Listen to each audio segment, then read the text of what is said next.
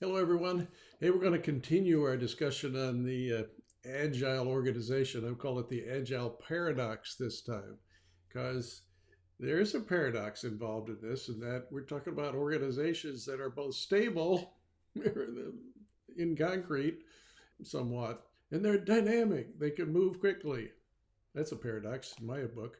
But look, before I get into it, I want to stress again and request that you subscribe to our YouTube channel, the Antradot YouTube channel, where you'll find this and many other videos nicely organized into playlists that I think you will find. I would challenge you to find some playlists that apply to the challenges you have in your business.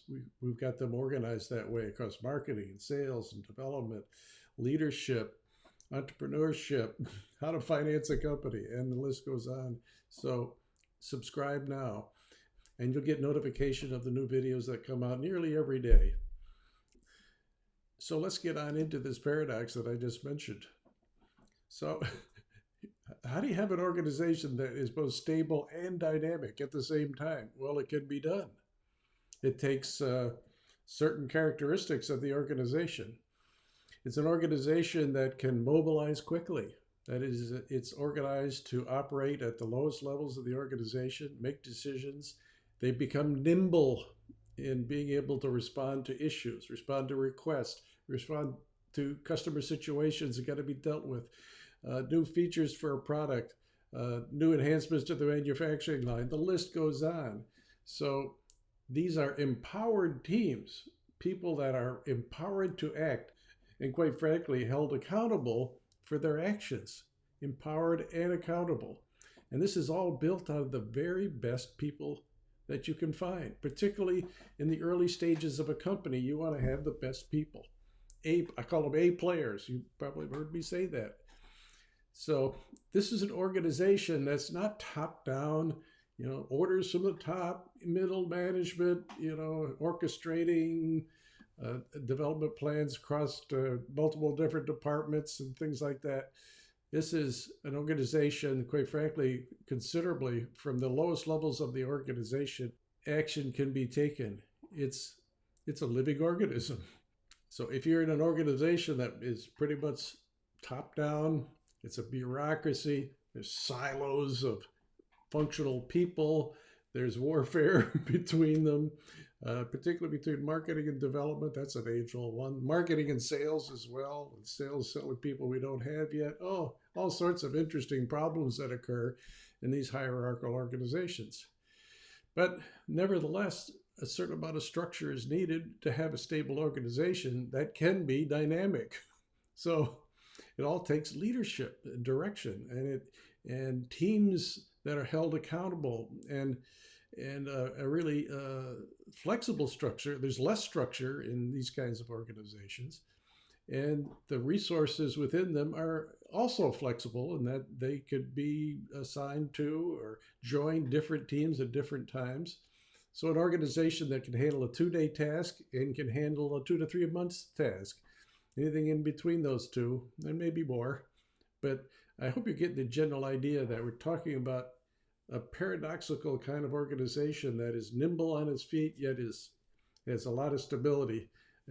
You know it when you confront it. It's stable. It can act, and it acts from within. It's a living organism. To accomplish this, there are 5 pillars of success here. You've got to have a strategy that guides you. There's a singleness of purpose in the entire team. These the strategic imperatives guide the whole organization. We're all together in this with this same purpose and trying to achieve the same things and have the same objectives that we're all trying to meet, quite frankly. So this is all about being flexible enough within the organization to achieve a strategy, but as a flexible matrix kind of team. There's got to be structure, certainly, so we know where people are, and they're guided by leaders, things like that. But they're empowered teams. The organization is definitely flatter. You can think of more about related circles of talent, pools of resources of people that do certain business disciplines that can be called upon for handling all sorts of different kinds of tasks. Flatter and accountable to the roles that they play. There's a process. In fact, process is imperative here. Teams that are formed, execute, and disband have to be guided by something, a process of rapid decision making, standardized ways of doing things, a performance orientation that is necessary to achieve success. And it's all done with processes that are well defined and understood, and people, quite frankly, follow them. Next, you've got to have really, really great people, dynamic people, the best that could operate in this environment, and not perhaps, but I think it's imperative that have experience in working in organizations that work like this. So it's a tight-knit community more than a hierarchical organization. These people are entrepreneurial in the way they operate. They get stuff done. They're working with each other. They have roles to play. They're mobile in their roles, and they can work on different teams at different points in time, sometimes 2 or 3 simultaneously. These are dynamic people that could do more than one thing at a time.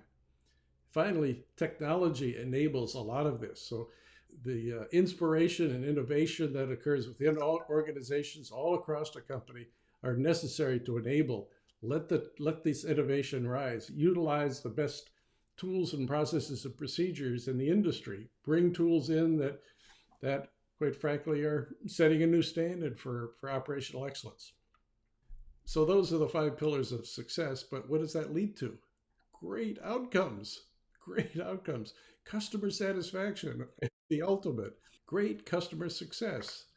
That's what you want to have happen, that customers recognize great products and services, and they come back for more later, and they tell their friends about it. You get lots of referrals. Time to market, you get there faster because you become more efficient. So time to market means revenue growth, greater revenue growth, because you're getting in the market more quickly and you're satisfying customers and they're paying you for it. Of course, you want to lower costs and expenses.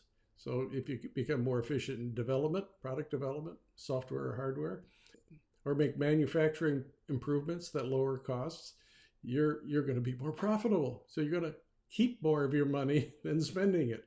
So you also then have engaged teams, people who enjoy the engagement, want to get things done. They're dedicated to the strategy and to the mission of the company.